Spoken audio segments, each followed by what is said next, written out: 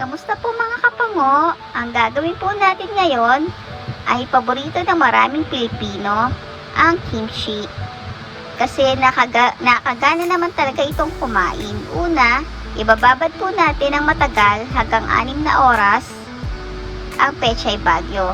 Siguraduhin pong maraming asin at lubog ito sa tubig.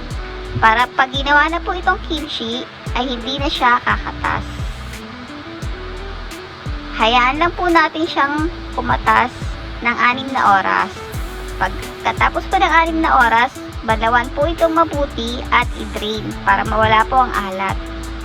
Ito po ang ating mga ricado: asukal, carrots, white and red onion, mansanas, pechay bagyo, sesame seed, chili powder or chili flakes, leek, garlic, ginger, white onion, patis, glutinous rice, at tubig. Susunod, i-blender po natin ang mansanas, garlic,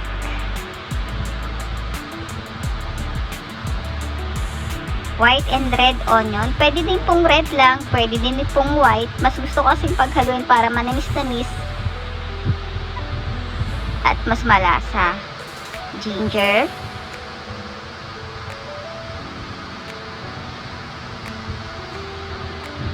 patis,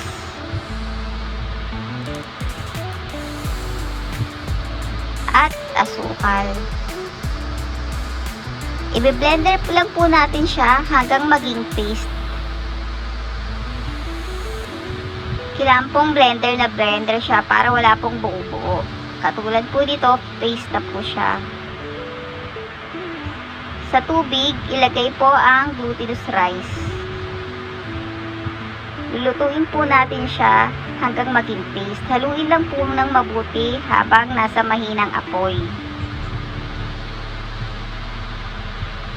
Kailangan po nga haluin mabuti para hindi po siya magbubuo.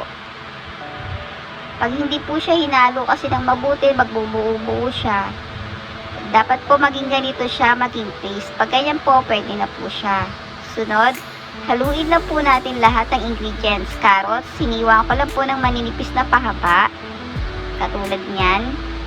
Onion, ganun din po, pahaba din po. Maliliit lang po ang white onion ko kasi pechay bagyo. Ang leek po, ganyan din. Pahaba lang din po ang slice.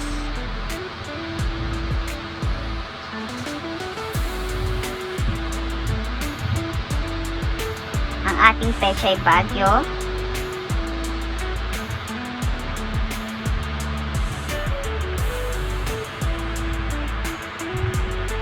Ang ating blender na ginawang paste. Ang glutinous rice.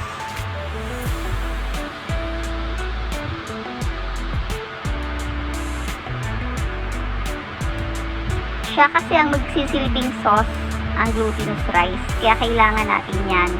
Susunod, ang chili flakes or chili powder. Depende po sa inyo kung gaano kaanghang ang gusto nyo. Pag kulang, pwede nyo pong dagdagan. Ang sa akin po kasi, ang kay mama, mas gusto niya pong maanghang.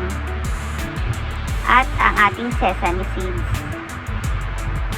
Haluin lang po ng mabuti hanggang mag-mix na po lahat ng ingredients katulad po niyan.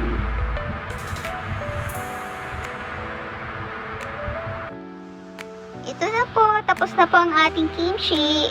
Masarap po ito sa mga fried katulad ng pritong isda, chicken, at pork, lalo sa sanggupsal.